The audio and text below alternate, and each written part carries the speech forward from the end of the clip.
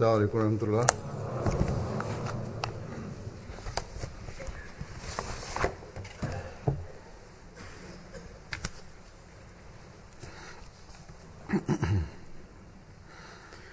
أشهد أن لا إله إلا الله وحده لا شريك له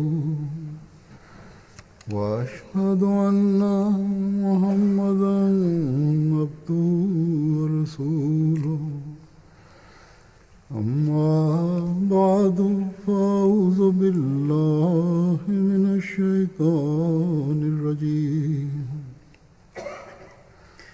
بسم الله الرحمن الرحيم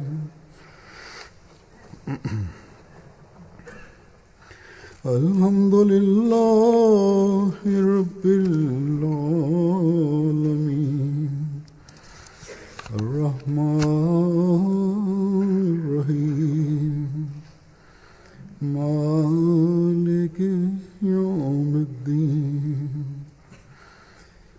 إياك نعبد وإياك نستعين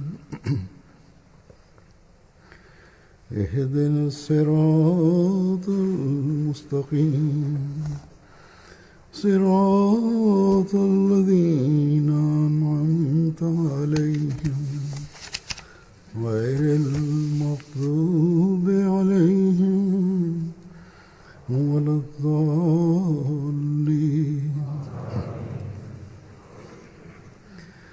اعلموا أنما الحياة الدنيا لعب ولهو وزينة وتفاخر بينكم وتكاثر في الأموال والأولاد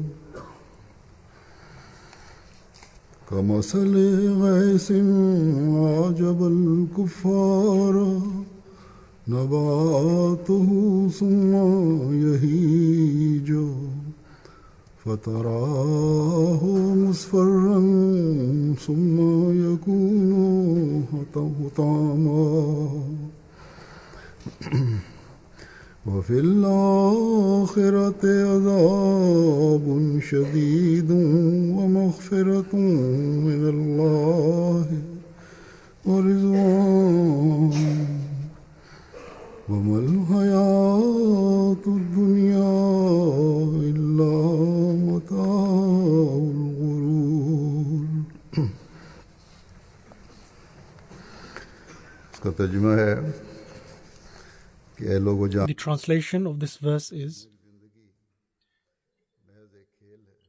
Know that the life of this world is only a sport and a pastime, and an adornment, and a source of boasting amongst yourselves, and of rivalry in multiplying riches and children.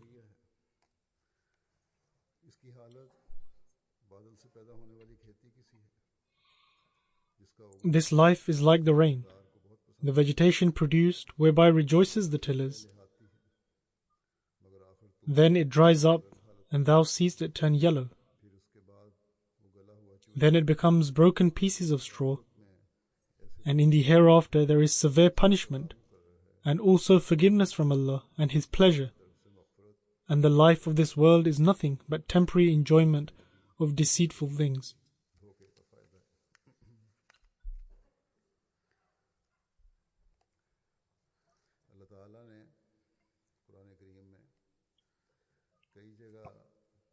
Allah the Almighty has drawn our attention in various places in the Holy Quran. In fact, He has warned us that our life of this world and all its comforts, amenities, and provisions are all temporary,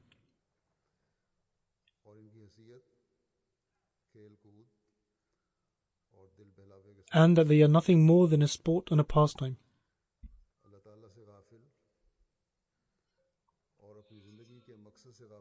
Those who are heedless of God Almighty and disregardful of the primary objective of one's life may incline to the lure of such worldly things. However, a mu'min, i.e. a believer, who has very lofty objectives, and certainly should have, is free of such things, and likewise thinks well beyond these.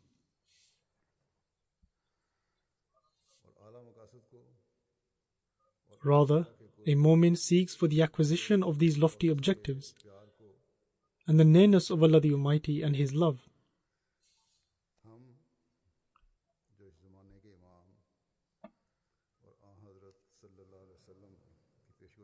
We, who claim to have entered the Jamaat and done the Bayt, i.e. the oath of initiation of the Imam of this age, who, according to the prophecies of the Holy Prophet ﷺ, has appeared as the promised Messiah and Mahdi,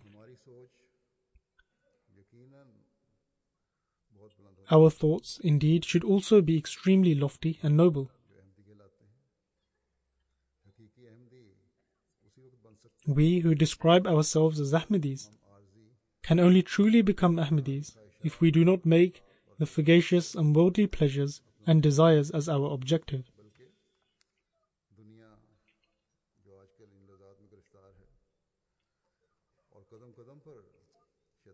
In fact, in this day and age, the world is enmeshed in such worldly desires, and therefore we must strive to protect ourselves from Satan, who has created his pits in every corner, and thereby tempts all those who dwell on this earth towards himself.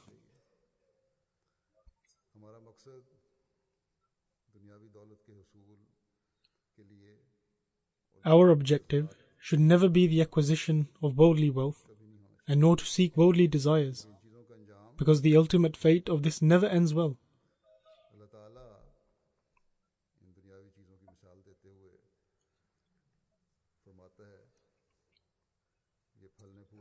Citing the example of such worldly things, Allah the Almighty states that they are like a flourishing vegetation, which eventually dries up and becomes broken pieces of straw, and the strong winds then blow it away. And thus is the fate of those who seek after the wealth of the world.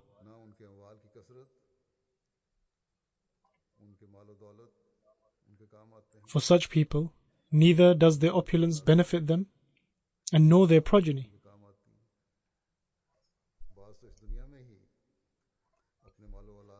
And there are some who are deprived of their wealth and progeny in this very world. And as for those who may appear to enjoy a better fate in terms of worldly standards, however, in the hereafter, they will be held accountable for their deeds. And, owing to their pursuit of worldly desires, and becoming disregardful of God and faith,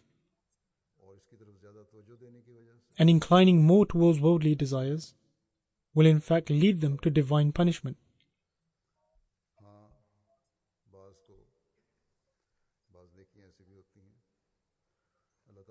Indeed, there are some whose certain virtuous deeds will enable them to be forgiven and will be enshrouded by God's forgiveness.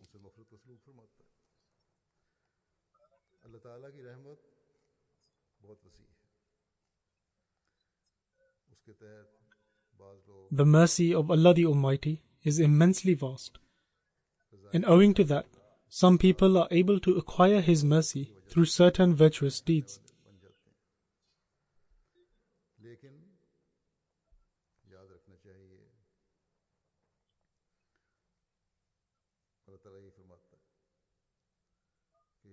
However, Allah the Almighty states that you must remember that the life of this world is not everything, as the real life is the one in the hereafter.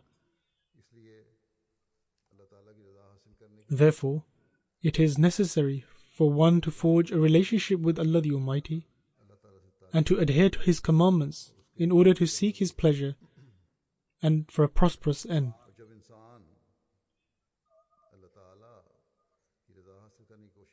And when a person strives to seek the pleasure of Allah the Almighty and follows the path He has shown, then not only does one attain prosperity in the hereafter, but is also prosperous in this world too.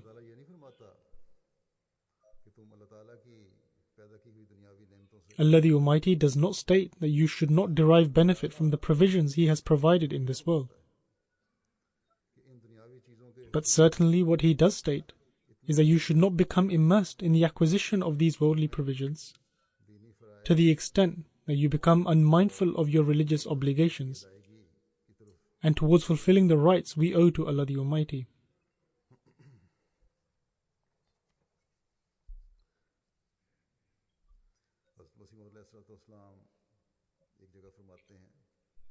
The promised Messiah alayhi salatu wassalam states,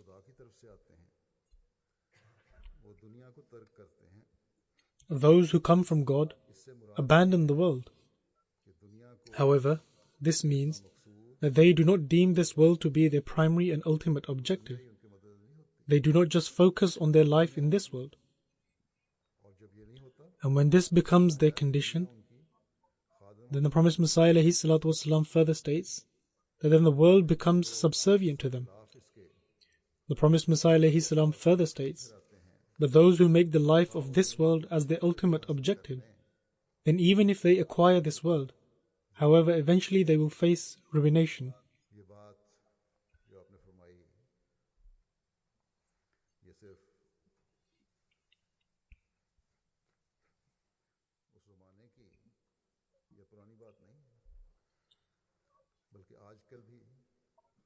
The words of the promised Messiah alayhi salatu wassalam were not just for that time.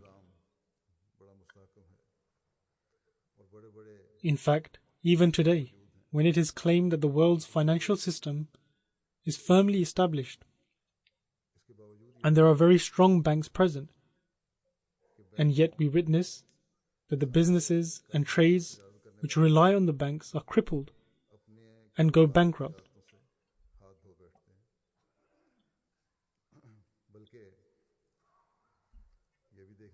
In fact, we find that even the banks begin to incur loss.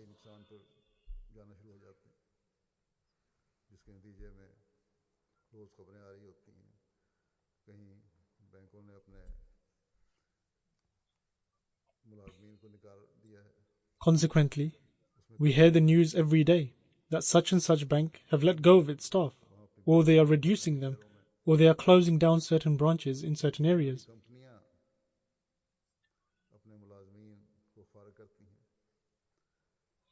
And many big companies have had to make their staff redundant. And so many of the employees then take their companies to court. And also the banks who have given them loan drag them to the courts where they have to prove and declare their bankruptcy.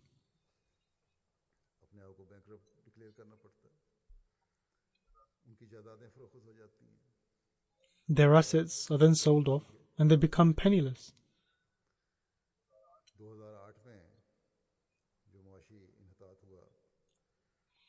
And we are still experiencing the effects of the financial crisis that occurred in 2008.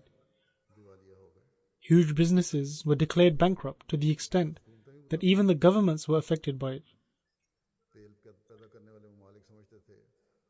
The oil-rich countries thought that their wealth will never finish, but it did.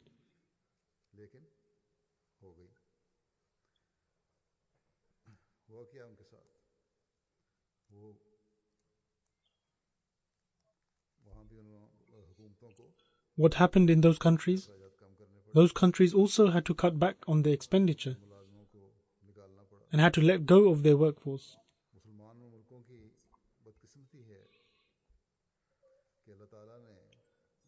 And it is unfortunate that despite the fact that Allah the Almighty has blessed the Muslim countries with so much wealth, but its rulers, leaders and political leaders have and continue to spend it on luxuries instead of spending it by adhering to the commandments of Allah the Almighty and to make it a means of gaining His pleasure.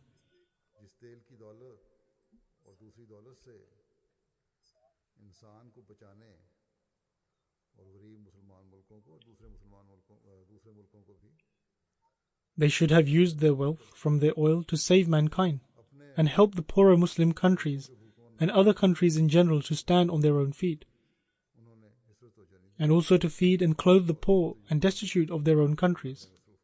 However, they have not paid any attention to this and instead are occupied in filling their own pockets, and such state of affairs are continuously occurring. Consequently, they are being humiliated before the world, but they fail to realize this.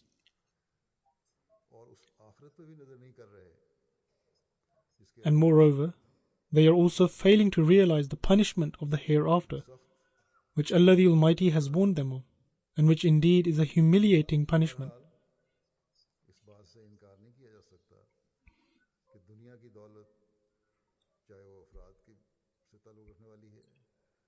Nonetheless, no one can deny the fact that whether it is the wealth belonging to an individual, a businessman, or large businesses and even governments, but if it is wrongly used, then it will lead to punishment from Allah the Almighty.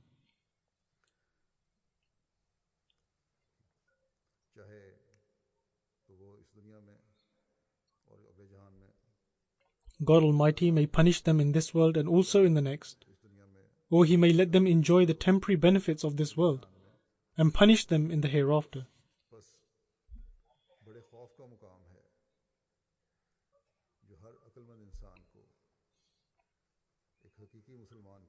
Indeed, any wise person would be extremely fearful of this, but particularly a true Muslim who believes in Allah the Almighty, he should be mindful of this and not just reflect this outwardly,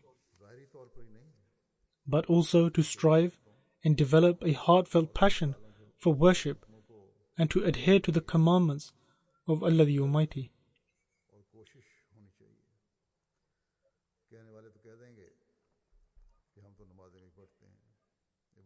People often say that they observe their prayers and offer worship and keep the fasts.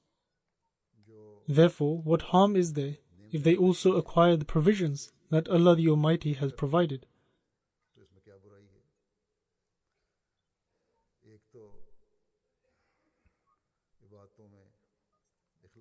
Firstly, one should adopt sincerity and devotion in their worship, as Allah the Almighty has stated that one's prayers should be filled with sincerity and devotion.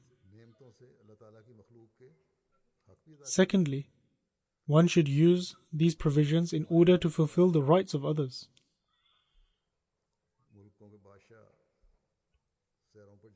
However, in our countries, the situation is such that when the rulers of the country go on tours, they take a whole fleet of aeroplanes and carry all kinds of provisions and amenities along with them.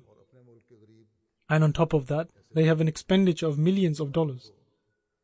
All the while, there are some poor citizens of their countries who struggle to get a single meal in the day. They are in fact distancing themselves from the commandments of Allah the Almighty. On the one hand, they claim to believe in Allah the Almighty, and on the other hand, they profess His name, and yet they reject His commandments. And this in turn leads to divine punishment. And so for them the life of this world is only a sport and pastime, and an adornment, and a source of boasting amongst one another. Such people are wrongfully expressing their wealth. And regarding such people, the promised Messiah ﷺ states that if offering prayers and observing fasts are devoid of sincerity and devotion, then such actions carry no excellence. Regarding the prayers of such people, Allah the Almighty states in the Holy Quran that woe to those who pray.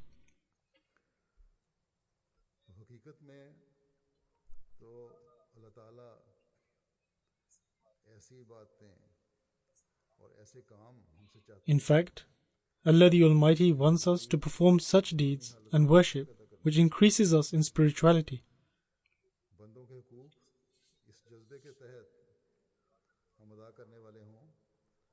We should fulfill the rights of others with such passion that is felt deep inside us, as opposed to simply doing it as a favor.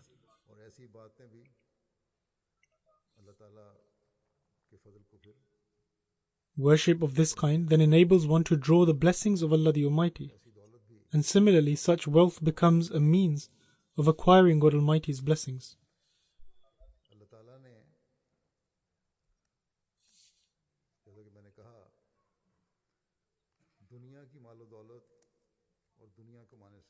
As I have mentioned previously, that Allah the Almighty does not forbid one from acquiring the wealth and provisions of this world.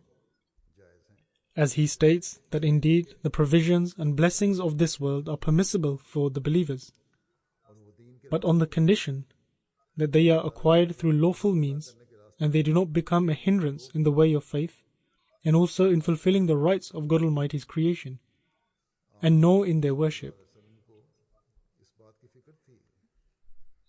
The Holy Prophet ﷺ used to be extremely concerned as to whether the pure transformation he brought about in his companions and the manner in which they understood the spirit of giving precedence to faith over all worldly things may no longer remain in the Muslims who will come in the future.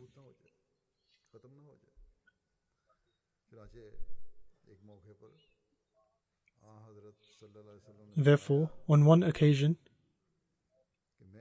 the Holy Prophet ﷺ stated that what he fears, in fact not fear, but rather what he was most concerned about was that his followers would seek to satisfy their personal desires and will devise all kinds of plans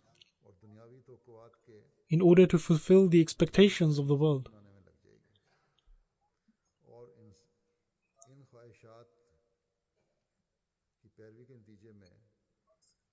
And as a result of following their personal desires, they will move far away from the truth. Their plans to seek worldly material will make them neglectful of the hereafter. The Holy Prophet ﷺ stated that, O people, the world has begun its journey, and so has the hereafter, and the journey from both sides has begun. The world is heading towards its end, and the final reckoning is near. And on the day of judgment, all will be held to account, and that day is being readied. The Holy Prophet ﷺ stated that there are slaves to both of these among everyone. There are some who are slaves to this world, whilst others are ever concerned for the hereafter. If you have the strength to prevent yourself from becoming a slave to this world, then most certainly muster it. At present, you are in the abode of actions, and time of reckoning has not arrived yet. However, tomorrow you will be in the abode of the hereafter, and actions will no longer be counted. All actions that will lead to either reward or punishment will only be from the actions in this world. This is why we need to reform our actions. Thus, this world is the abode of deeds, and all the actions we carry out in this world will result in our reward or punishment in the hereafter. Therefore, how blessed are those of us who keep in view this statement of Allah the Almighty, that this world is just a pastime, where people display their beauty and walk around with pride over others on the basis of their wealth and family.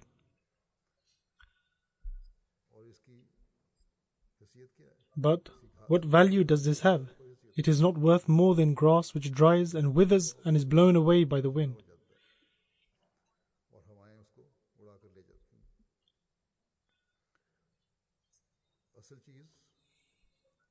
However, the real objective is to acquire the pleasure of Allah the Almighty.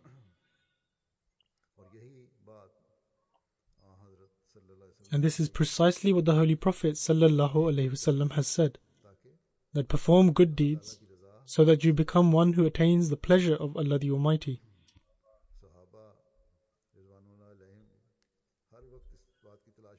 The companions of the Holy Prophet ﷺ, may Allah be pleased with all of them, were constantly in search of how they could learn and understand the means to performing good deeds, and thereby attain the pleasure of Allah the Almighty.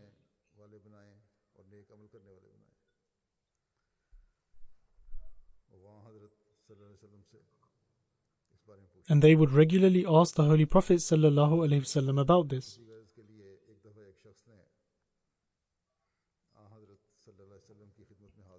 Thus, once a person approached the Holy Prophet ﷺ regarding exactly this and said, O Messenger of Allah, tell me about a deed which, if I perform, will grant me the love of God and will make others appreciate me. He wished that Allah the Almighty would be pleased with him and that others would admire him. The Holy Prophet ﷺ replied, "Detach yourself from this world and remove your dependence on it. Allah the Almighty will then love you." In other words, eliminate your desires for the worldly wealth and possessions, and do not look towards the wealth of others greedily. And subsequently, people will then show you affection.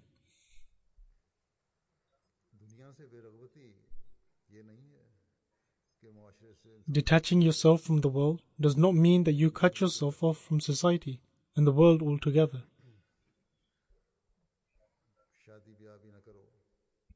It does not mean that one shuns marrying, taking care of their children, or fulfilling the dues of his wife, or to quit your job, and to merely sit idle and do nothing, and not put any efforts into worldly tasks, and just become a reclusive hermit or ascetic.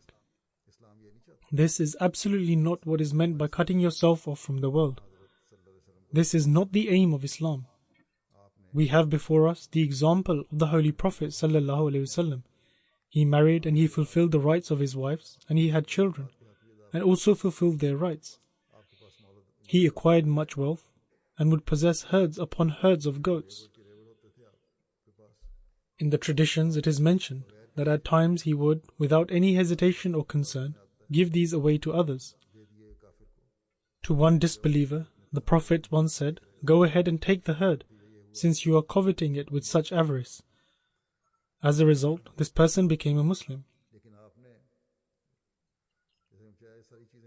But despite possessing so much, the Holy Prophet ﷺ did not give precedence to these possessions, but rather he always fulfilled the rights of Allah the Almighty and His creation. The Holy Prophet ﷺ said that it is necessary for you to follow my sunnah, i.e. practice. One should not become an ascetic who removes himself entirely from the world. Rather, one must also live in this world just as the Holy Prophet ﷺ did so. And so we can gather from this that the world should never become an obstacle in our worship and should not hinder us from acting upon the commandments of Allah the Almighty. Our efforts and time to earn money should not make us negligent to fulfilling the rights of Allah the Almighty. Similarly, we should not covet the wealth and possessions of others, because when we do so, it is this greed that leads us to thinking about ways of causing others loss and harm. The chaos and strife in the world is the result of this greed and coveting of others' wealth. Major powers have their eyes set on smaller nations merely so that they can subjugate them to avail of their natural resources and treasures found in that nation.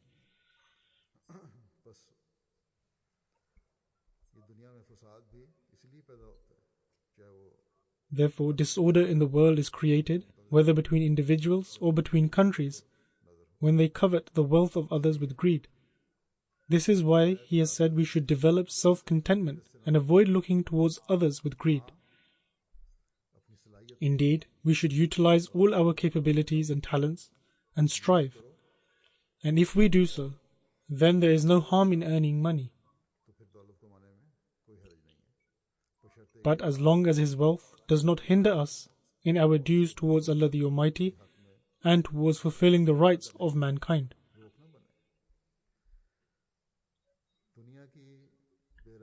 The Holy Prophet ﷺ has explained what detaching oneself from the world means in the following way. He said that separating oneself and abstinence from the world does not mean that one should forbid for him or herself those things which Allah the Almighty has permitted. I.e., detaching oneself from the world does not mean prohibiting yourself from doing those things which God Almighty has allowed us, and to destroy all our wealth and possessions. It also does not mean to ruin the wealth you have been granted by Allah the Almighty. In fact, abstinence and righteousness means that you should have greater trust and reliance in Allah the Almighty's reward and forgiveness over personal wealth. Do not rely solely on your wealth and possessions. Your trust and reliance should be in God Almighty. When a trial and tribulation befalls you, you should look towards the reward that will be born out of it for you, and consider that your difficulties are a means to your reward. When a person faces hardships and loses money, he or she should not cry hysterically over it.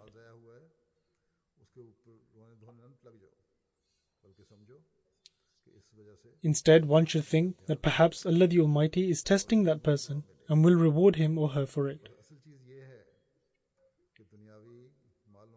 Thus, one should not greatly lament over the loss of worldly fortune, which may lead to shirk-like tendencies, i.e. associating partners as equal to God Almighty.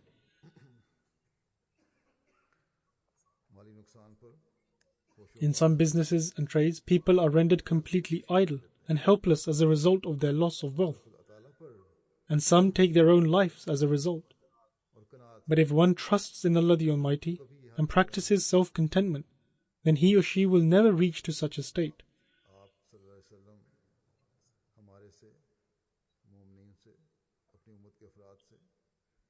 Thus the promised Messiah ﷺ wishes from us, from the believers, from the followers of the Muslim Ummah, that they demonstrate these standards of abstinence and detachment.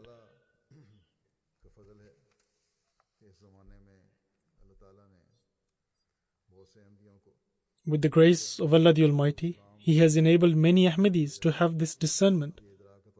As a result of believing in the promised Messiah ﷺ, to understand that worldly loss holds no value to them, and they feel that in such circumstances, they actually have to become even closer to Allah the Almighty.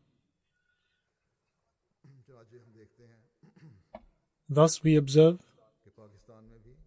that in Pakistan and other places, opponents cause losses of hundreds of thousands and millions to the businesses and trades of our Ahmadis by destroying and burning them. In fact, one of the Prime Ministers of Pakistan once said that he would hand Ahmadis a begging bowl and they will have to go around begging.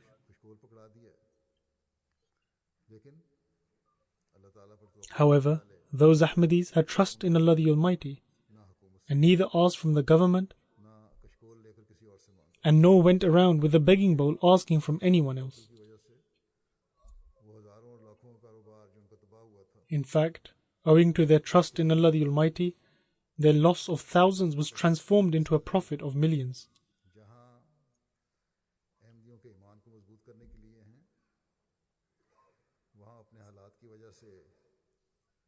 And so, where these examples should increase Ahmadis in their faith, at the same time they should make those Ahmadis realize that this is purely due to the blessings of Allah the Almighty, that they are now experiencing improved financial circumstances after leaving Pakistan and coming to the more developed countries.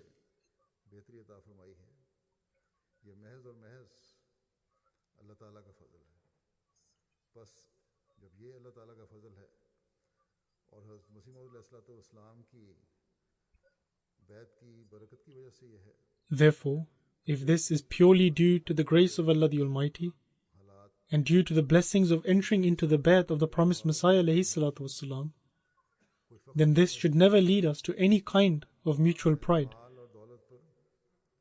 And we should never be inclined towards the worldly people over their wealth and riches. And nor should we look at the wealth of others with greed.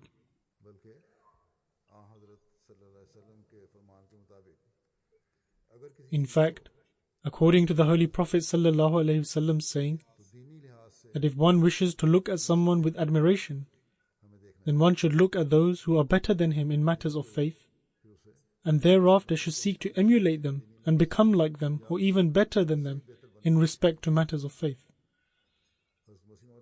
The promised Messiah ﷺ has also expounded on this in great detail in light of the Quranic teachings.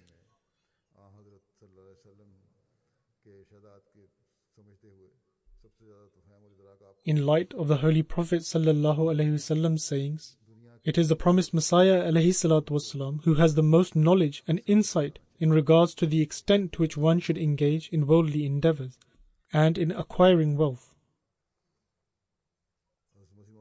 The promised Messiah ﷺ on one occasion stated, Allah the Almighty has permitted engaging in worldly endeavors and work because this is also an avenue by which one can be made to experience trials. Meaning that if one is not occupied in any kind of work and is experiencing financial difficulties, even then can one be subjected to a trial. The promised Messiah ﷺ states, as a result of this trial, one can become a thief, a gambler, a thug, a robber, and it can adopt all kinds of other evil habits. Thus, one's financial difficulties can lead to all kinds of ills. The promised Messiah ﷺ further states, however, everything has its limits. One should engage in worldly endeavors and work to the extent where they remain a means of providing aid and assistance in the way of faith. And its ultimate objective should be the acquisition of faith. In other words, faith should never become secondary in this respect. One should earn the worldly provisions and derive benefit from them, but one should never lose sight of the fear of God and righteousness, and the teachings of the faith should always be kept in mind. The promised Messiah ﷺ further states, thus I do not forbid from worldly endeavors, but at the same time one should not completely immerse oneself in the pursuit of the world and completely become disregardful of faith. In other words, where one does not even remember God and remains occupied in worldly affairs, even when it is time for worship. When it is time of prayer, one is instead busy surfing the internet or watching films or occupied in some other worldly activity. This should not be the case. The promised Messiah states, one who acts in this way deprives himself and his tongue utters mere claims. It is only a mere claim and not a true bet or true faith. In short, one should remain in the company of the living so that he may witness the living manifestation of the Almighty. On another occasion, the promised Messiah ﷺ states, one should not entertain the idea that he is to cut all ties from the world. The promised Messiah further states, this is not what I meant, and nor does Allah the Almighty forbid anyone from seeking worldly material. In fact, Islam forbids monasticism. This is a practice of the cowardly because it is cowardice to abstain from the world. The extensive relations a believer has with the people of the world in fact become a means of elevating his status. Though one has a link with the world, but at the same time it is not the ultimate objective, because the primary objective is faith, and the world with all its wealth and riches is subservient to faith. Therefore, the main point is that the acquisition of the world should not be the ultimate objective of one's life. In fact, the real objective should be faith, and the worldly material should be sought in a manner that it is subservient to faith. For example, when a person takes provisions and selects a mode of transport in order to get to one place from another, the actual objective is to reach the other point, and not the mode of transport or the provisions. In the same way, one should seek the worldly material but consider it only as a means of serving faith. Then, in relation to the prayer taught by Allah the Almighty in the Holy Quran, that our Lord grant us good in this world as well as good in the world to come, the promised Messiah ﷺ states, even in this, the worldly aspects have been placed first. But what are these worldly aspirations? The clause, grant us good in this world, means those aspects of one's worldly life that will lead to good in the hereafter.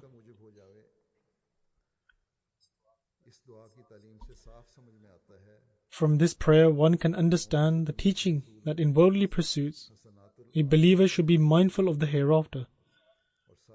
By stating the word Hasanatud Dunya, i.e. good in this world, it incorporates the best methods to achieve this, for which a Muslim believer should pursue in this world.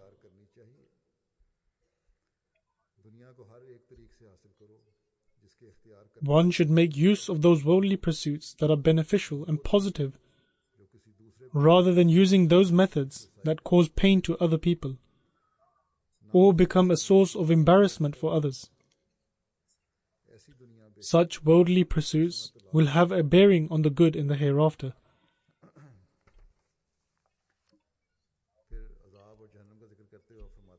Whilst commenting on the chastisement of the hereafter, the promised Messiah ﷺ stated, one should comprehend what is hell.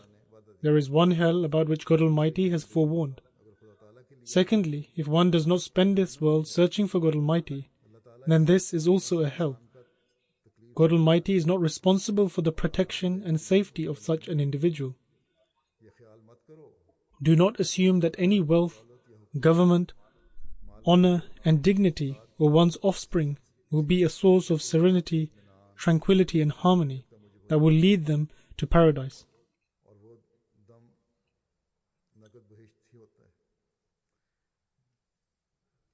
Which means neither do these things provide comfort and nor do they permit one to enter paradise. The promised Messiah ﷺ stated that certainly not. These things do not admit one into paradise. The promised Messiah further states, the assurance, peace and serenity which all form part of the blessings granted in paradise cannot be achieved by these aforementioned possessions. One can only achieve it by living and dying for God Almighty. When one keeps God Almighty in mind, and in order to pursue worldly achievements, one acts in accordance with God's teachings, only then can one procure the good in the hereafter.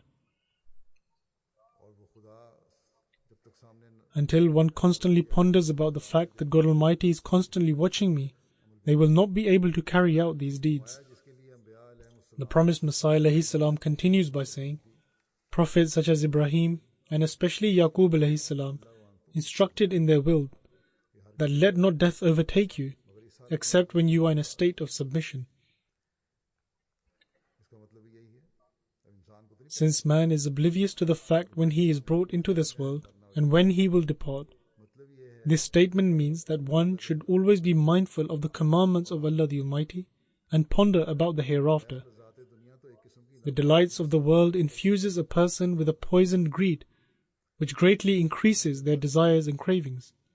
What are the delights of the world? They are all those things that increase one's carnal desires and yearnings. Just like the excessive thirst of one suffering from polydipsia. Just as a patient suffering from an illness where their thirst is unquenchable, and by drinking water constantly they finish themselves, yet the illness does not finish. This is the same matter with the desire of worldly pursuits. The desire for worldly pursuits is uncontrollable to the extent that it will destroy a person. Thus these undue desires and longings are in fact the fire of hell. If one harbors any worldly desires or yearnings, then these are all forms of the fire of hell. The promised Messiah ﷺ stated, anything that does not grant the heart satisfaction, but instead it leaves one in doubt to the extent that the uncertainties lead one to further mistakes and shortcomings, then for my companions it is vital that they understand the fact that man should not love wealth, affluence, his wife or children, to the extent that his frenzied love would place a veil between him and God Almighty, lest these things make one distance from Allah the Almighty. The promised Messiah ﷺ further states, this is the reason why wealth and offspring has also been declared as strife. A hell is also prepared due to them, but if he is separated from them, he becomes extremely anxious and his restlessness becomes evident in a similar manner to what God Almighty refers to when he states, it is Allah's kindled fire which rises over the hearts.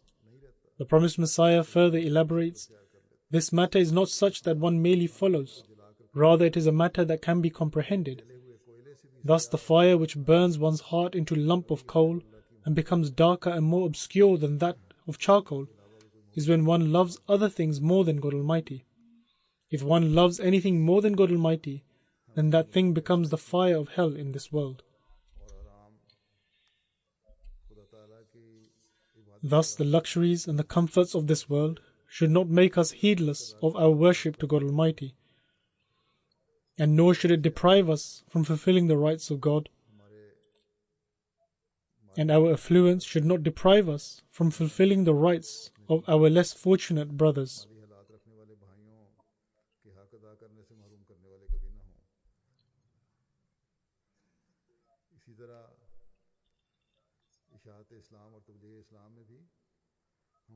Furthermore, we should fulfill our role in spreading Islam and propagating its message rather than overlooking this goal.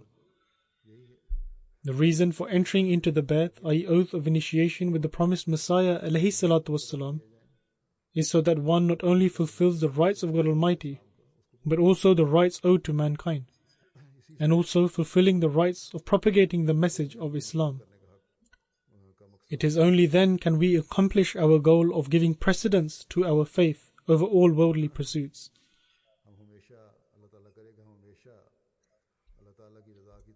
May Allah the Almighty enable us to always seek His pleasure, and may we never succumb to this elusive world. May we save ourselves from the hell of this world, as well as the hell in the hereafter. May the grace of God Almighty and His pleasure make this world a paradise for us, and also enable us to enter into paradise in the hereafter. After the prayers, I will lead the funeral prayers in absentia of two people. The first is of Mr. Bisharat Ahmed Sahib, son of Muhammad Abdullah Sahib. He belonged to the district of Rahim Yar Khan and was martyred on May 3rd, 2017. Inna lillahi wa inna ilayhi raji'un. To Allah we belong and to Him shall we return. According to the details, the deceased, Mr. Bisharat Ahmed Sahib, lived in Greentown and ran a petrol station which was situated approximately 4 or 5 kilometers away. On the 3rd of May, he left the petrol station at 8 o'clock in the evening, and as per his routine, he left from his home on his motorcycle. After approximately 1 kilometer, a few unknown assailants stopped him and fired from close range, which hit him on the right side of his temple and protruded from the other side, killing him instantly. To Allah we belong and to Him shall we return. After a short while, his son-in-law also left the petrol station, and on the way home he saw that a crowd had gathered and saw that his father-in-law was lying on the floor. He immediately phoned the ambulance.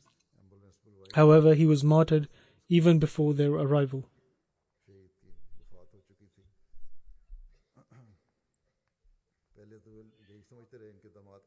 Initially, the son-in-law thought that the deceased was involved in a car accident. However, later on, an Ahmadi doctor informed him that the deceased had been shot on the temple. They then informed the police and a post-mortem was carried out. The police then confirmed that he was the victim of a target killing and he was martyred due to being an Ahmadi.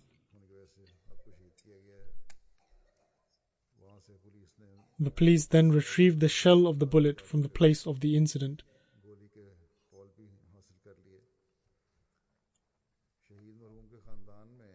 Ahmadiyyat entered the family of the deceased through his father, Mr. Muhammad Abdullah Sahib, who performed the Bai'at at the hands of Hazrat Khalifatul Masih II radiyallahu ta'ala anhu prior to the creation of Pakistan. In 1947, the deceased family migrated from Qadian to Mianwali in Pakistan. He was born in 1955 in Bakkar. He received his early schooling in his village,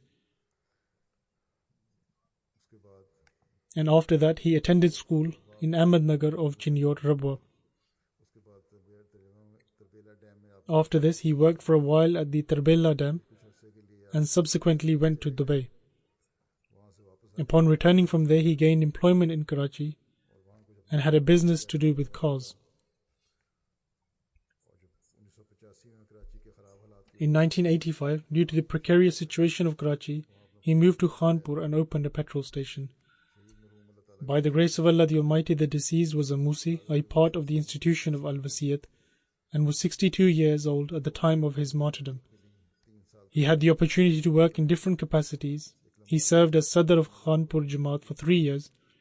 He served for a lengthy period of time as Secretary Amur-e-Amma, i.e. Internal Affairs. He possessed many qualities. He was extremely sincere, always had a smile on his face, and would always make others happy. Whichever responsibility was assigned to him, he fulfilled it with great passion and effort. He also worked in the supervision of the mosque in Khanpur.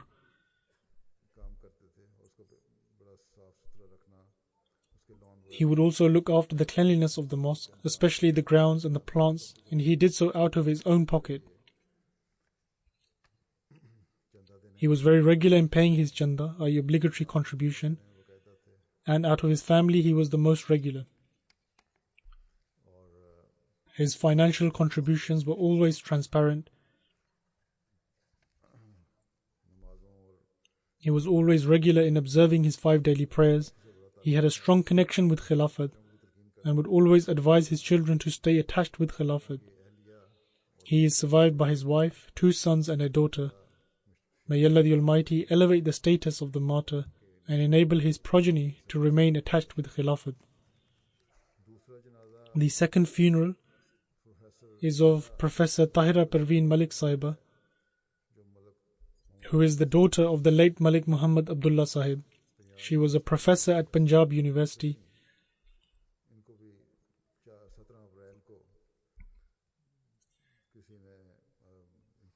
She was martyred on 17th April after she was stabbed by an employee of the university.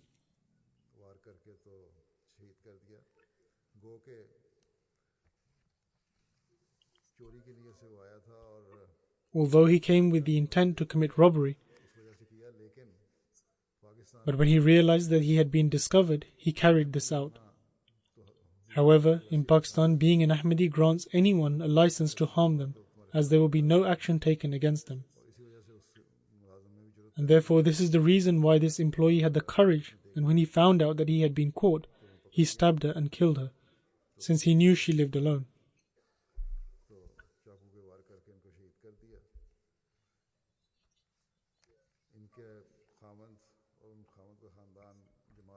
Her husband and her husband's family moved away from Ahmadiyyat, and since that time she separated from her husband and lived alone.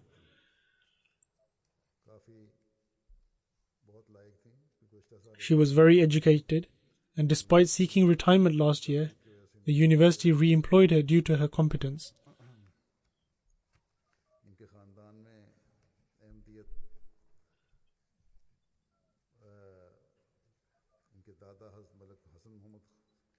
Ahmadiyyat was established in her family through her paternal grandfather, Hazrat Malik Hassan Muhammad Sahib, who was a companion of the promised Messiah alayhi salatu wassalam.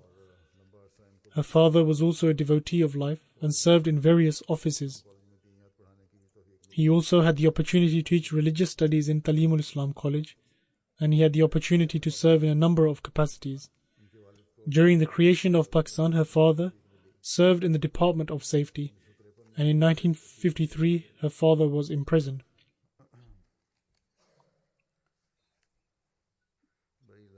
She was a very intelligent woman. She received her initial schooling from Rabwa, and after that she gained her BSc from Lahore College for Women.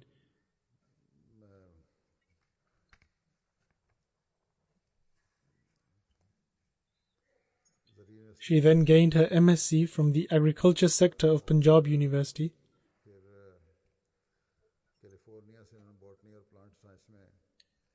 After which she completed her MPhil from the University of California in Botany and Plant Science.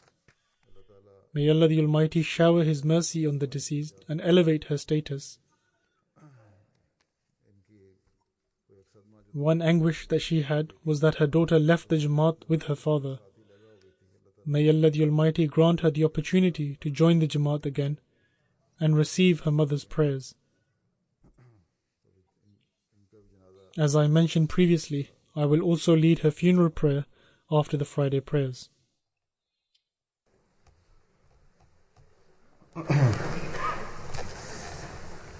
Alhamdulillah,